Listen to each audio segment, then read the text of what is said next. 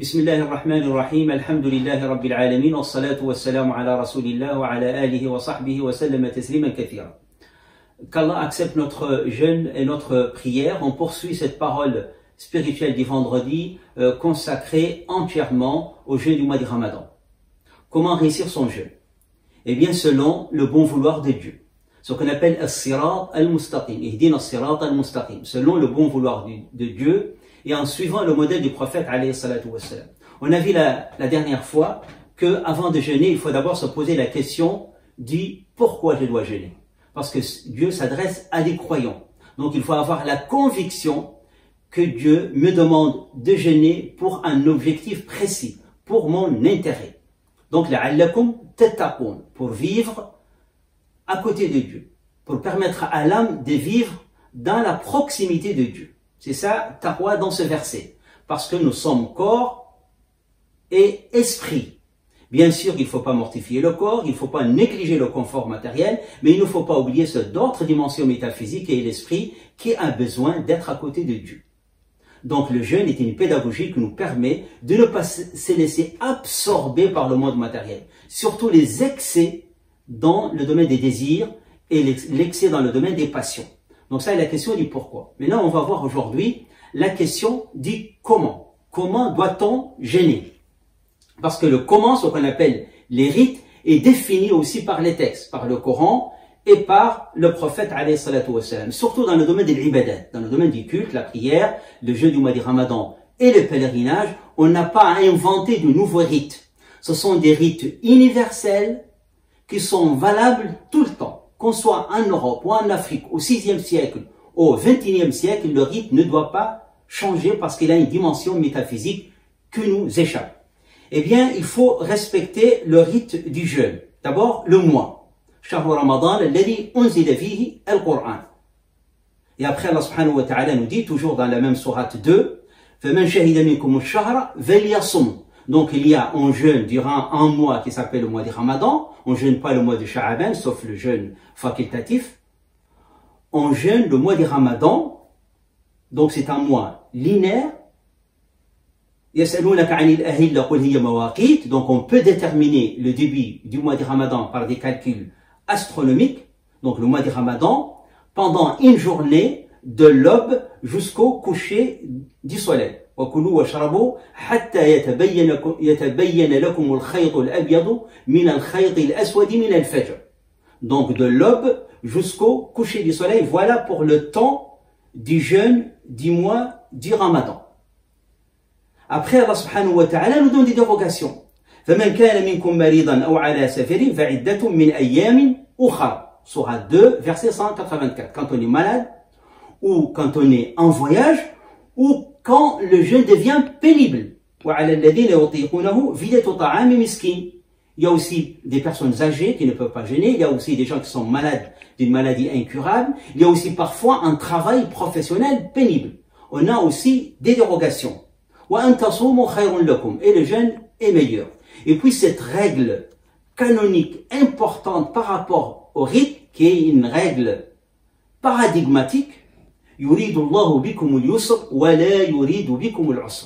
Dieu vous veut la facilité et la souplesse. Il ne faut pas que le jeûne perturbe notre santé physique, notre santé psychologique ou notre profession ou notre scolarité. Donc voilà pour les rites. Alors par rapport aux rites, il faut éviter deux attitudes qui peuvent tuer l'esprit et nous perturber et créer l'angoisse chez les musulmans. Ce qu'on appelle le ritualisme, rentrer dans les détails et compliquer les rites, ou le rationalisme qui veut supprimer les rites et se consacrer sur l'esprit. Alors je vous donne un exemple. Le calendrier du mois de Ramadan, chaque mois de Ramadan, il fait l'objet de polémiques et de panique chez beaucoup de musulmans. Parce que calculer l'aube jusqu'au coucher du soleil, ça fait partie des calculs astronomiques. On a aujourd'hui en France deux calendriers. Le degré 12, adopté par musulmans de France, et le degré 18, adopté par la mosquée de Paris. Les deux calendriers sont bons et sont justes. Il y a juste une différence au niveau des calculs. Sauf qu'il y a certains qui ont choisi le calendrier 12 parce qu'il est le plus souple. Donc, dans la même ville, on peut avoir 2 calendriers avec parfois 30 minutes de différence. Donc, choisissez le calendrier qui vous rend la tâche facile. Et les deux sont justes. La même chose pour le calcul du début du mois du Ramadan. Soit le calcul astronomique qu'on a adopté à Bordeaux parce qu'on trouve qu'il est le plus adapté à notre contexte, parce que nous vivons dans un rythme de travail qui demande aux gens de s'organiser. Et là, on revient à la règle paradigmatique de la souplesse. On peut calculer le mois du Ramadan jusqu'au 2050. Mais si vous choisissez l'option de voir la lune à l'œil nu, c'est aussi une option valable. La même chose au ritualisme. Ne rentrez pas dans les détails. Jeûner est facile. C'est bien défini. Ne pas boire, ne pas manger, ne pas avoir des rapports sexuels de l'aube jusqu'au coucher du soleil. Mais ne rentrez dans les détails. Est-ce qu'il faut avaler sa salive? Est-ce qu'il faut se parfumer? Est-ce qu'on peut prendre sa douche? Est-ce qu'il faut brosser les dents? Ne rentrez pas. On peut se parfumer, on peut se maquiller, on peut prendre sa douche, on peut avaler sa salive. Ne rentrez pas dans ces détails. Par contre, ce qui m'intéresse, là où je dois mettre l'accent, c'est d'abord le temps spirituel. Comment profiter de cette miséricorde de Dieu, de cette sérénité que procure le jeûne, de l'aube jusqu'au coucher du soleil, pour augmenter les dons spirituels, la lecture du Coran, les prières, les invocations. C'est ça le plus important. Et s'il y a détail, on va le voir la prochaine fois, surtout l'exigence morale. C'est là où je dois rentrer dans les détails. Et ne pas aussi tomber dans l'autre excès, ce qu'on appelle le rationalisme. Vous avez aujourd'hui certains intellectuels musulmans qui vous disent le temps n'est pas important. L'essentiel, c'est jeûner. Donc il faut compter 10 heures, 12 heures de la journée et jeûner 10 à 12 heures, peu importe que le soleil ne s'est pas encore couché. Ça aussi, c'est l'excès, parce que le rite est bien défini. Il y a un temps spirituel qui commence de l'aube jusqu'au coucher du soleil. Ici, à Bordeaux, on a adopté ce que Cheikh Tark appelle une orthopraxie simple, minimaliste. Jeûner, ne pas boire, ne pas manger de l'aube jusqu'au coucher du soleil. On a choisi la souplesse de prendre le calcul astronomique.